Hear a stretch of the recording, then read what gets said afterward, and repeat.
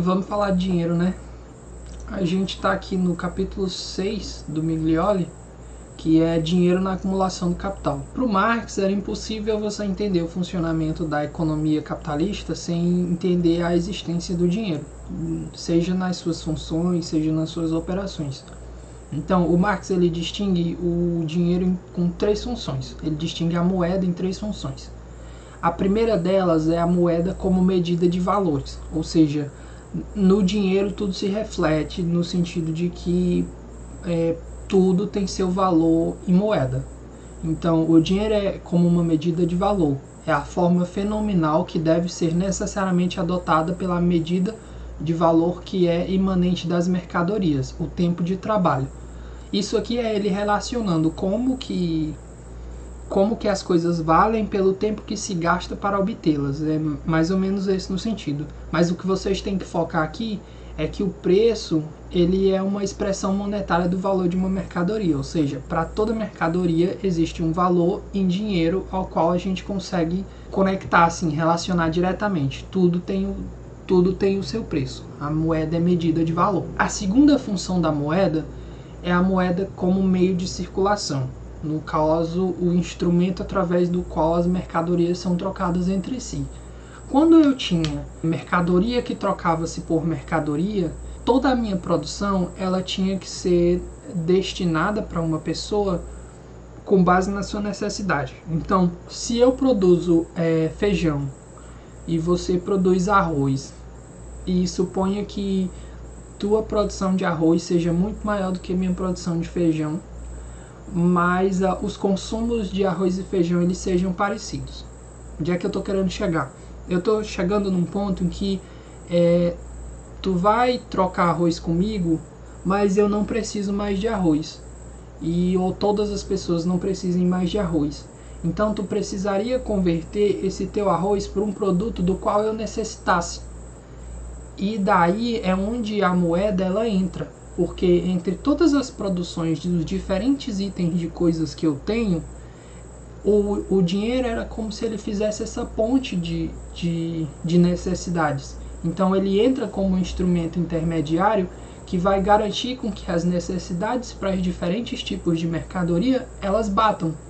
E dada a demanda das diferentes tipos de mercadoria, cada coisa vai ter seu preço representado em dinheiro. É como se fosse uma garantia de necessidade e uma garantia de que assim eu vou ter como trocar. Então a segunda função da moeda ficou assim, claro que se vocês forem pagar monetária isso vai ser gigantesco, mas a segunda função da moeda é essa, como meio de circulação, é o intermediário entre as mercadorias. A terceira função da moeda, que aparece no Marx, mas não aparecia para os clássicos, para os neoclássicos, como a gente já viu nas primeiras aulas, é a função da moeda como meio de entesouramento. Então, o Marx ele distinguiu a moeda desses três modos, como medida de valor, como meio de circulação e como possibilidade de entesourar. As duas últimas funções elas vão estar relacionadas ao problema de acumulação.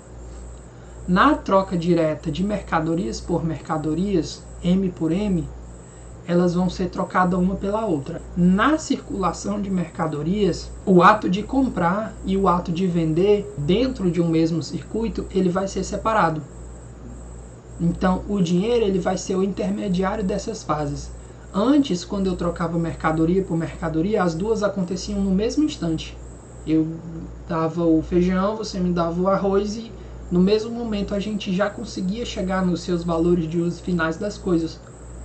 Agora, com o dinheiro como intermediário, eu vendo meu feijão e recebo o dinheiro e depois, em algum outro momento na qual eu achar que necessito extrair aquele valor de uso, eu vou pegar o dinheiro e vou consumir outra coisa. Mas o casamento entre o mesmo circuito, no caso, porque para eu comprar em dinheiro, alguém precisa, para eu vender e receber dinheiro, alguém precisou comprar. Mas o meu processo, o meu circuito, ele está separado, porque eu só vendi. eu recebi e depois eu vou comprar. Quando a venda e a compra acontecer no mesmo indivíduo, a gente vai considerar o circuito como completo. Mas as etapas em que a compra e a venda acontecem, com a intermediação do dinheiro, ela não precisa necessariamente acontecer ao mesmo tempo. Então, o dinheiro ele acaba sendo o intermediário dessas fases. Eu vou ter mercadoria, D, mercadoria, MDM. Se não houver uma segunda fase, se no caso ocorra entesouramento, ou seja, eu vendi o feijão e não desejo gastar por algum motivo, o processo de circulação de mercadorias ele é interrompido.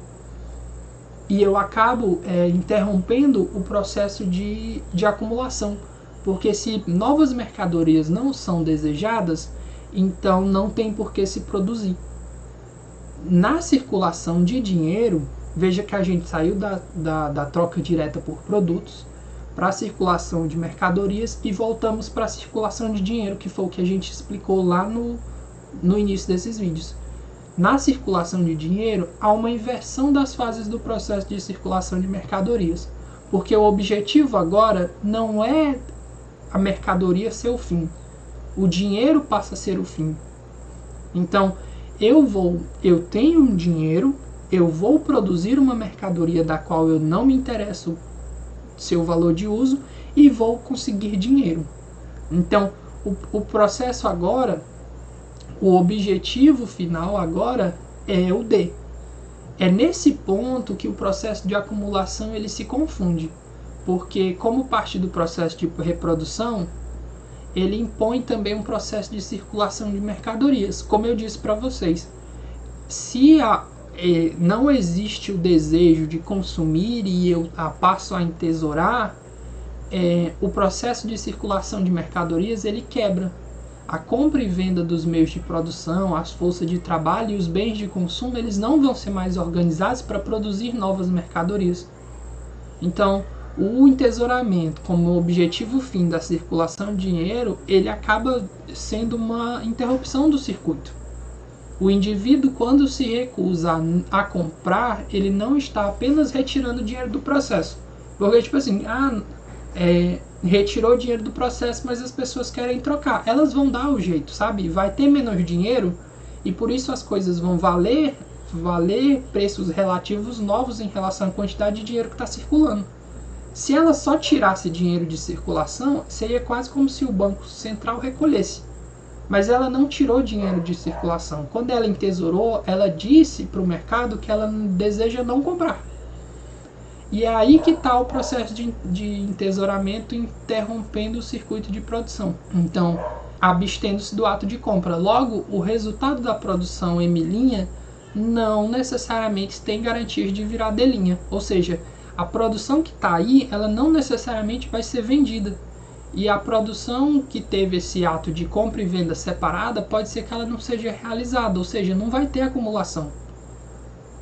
No fim, seja por fetichismo da moeda, seja os seus vários motivos pelo qual o indivíduo possa querer reter moeda, ou seja porque ele está guardando essa moeda porque ele quer fazer reserva para depois ter um montante maior para investir numa máquina melhor, sei lá, para ampliar a produção futura. Independente desses motivos, o capital, a acumulação de capital, ele gera esse entesouramento de dinheiro que limita a própria circulação dele.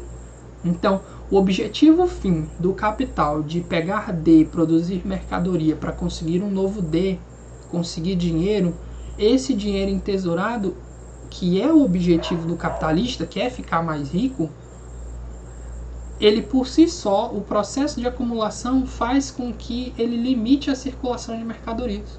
Faz com que ele, à medida que ele aumenta, ele contrariamente já mina seu processo de acumulação. Ele restringe a acumulação do capital. Então, se o dinheiro não fosse passível de entesouramento, ou se ele se desgastasse com o tempo, como a gente viu lá com o SEC, ele dizia que o dinheiro era perecível, o indivíduo só poderia realizar ou só poderia, na verdade, entesourar riquezas materiais. Isto é, mercadorias. Nesse caso, não haveria redução do volume de vendas. Ou seja, para o CE, a gente voltando um pouquinho ao conteúdo, se o dinheiro fosse perecível e eu só guardasse mercadoria, a gente ia ter condições de garantir que a demanda ela se mantesse. Então isso era um dos preceitos que a gente viu no SEC e é bem diferente para quando eu penso em Marx. Porque eu tenho esse mecanismo que, ao mesmo tempo em que é resultado do meu desejo de acumular, ele é ao mesmo tempo contraposto. Ele ao mesmo tempo diz, porque você tem esse objetivo fim, você está a todo tempo minando a sua própria capacidade de acumular num ciclo seguinte. No Marx, o mecanismo que vai atuar em contraposição, esse entesouramento, esse processo de acumulação, é o empréstimo de dinheiro. Então a gente acaba falando um pouco sobre esse empréstimo porque o Marx ele explica assim: o capital dinheiro que o capitalista não pode empregar em seu próprio negócio é empregado por outros, que ele paga juros pelo uso do capital. Este lhe serve como capital dinheiro no sentido específico, mas como espécie de capital distinta do capital produtivo, mas serve como capital em mãos de outros. Ou seja, aquilo que o capitalista ele não emprega, que ele entesoura, na mão de outro capitalista, vira produção, vira investimento do qual se vai produzir. Mas a gente tem que atentar para um ponto crucial, que quando ele diz que o capitalista que não pode empregar empresta a outros que o empregarão, ele não está dizendo que aquilo que o capitalista poupa é necessariamente o que vai se ter de investimento. Ele não faz essa igualdade que outros autores fazem de relacionar poupança e investimento direto, porque ele diz que a quantidade total de dinheiro ela é sempre igual à soma do dinheiro entesourado e do dinheiro em circulação. É como se também existisse uma parte do entesourado que ela fosse líquida, sabe? É como se uma parte do entesourado simplesmente servisse para o empréstimo, mas outra parte ele não fosse realizada nem na produção e nem entrasse no empréstimo. Era como se o capitalista ele não se atentasse para o fato ou não valesse o esforço de emprestar. O fato de existir esse entesouramento líquido é o que dá para se entender. Que existe uma parcela da produção que ela vai deixar de ser realizada porque foi guardada uma quantidade de dinheiro e a produção ela vai ter um problema de realização. Até porque a gente pode também pensar que talvez aquilo que foi entesourado por um capitalista, mas que foi virar consumo para outro capitalista, não necessariamente seja aquilo da qual se foi produzido. Então, de um jeito ou de outro, você acaba com uma espécie de entesouramento em que nem tudo vira investimento. É isso por essa aula. Aí a gente se vê na próxima explicando o capítulo 7 e o capítulo 8.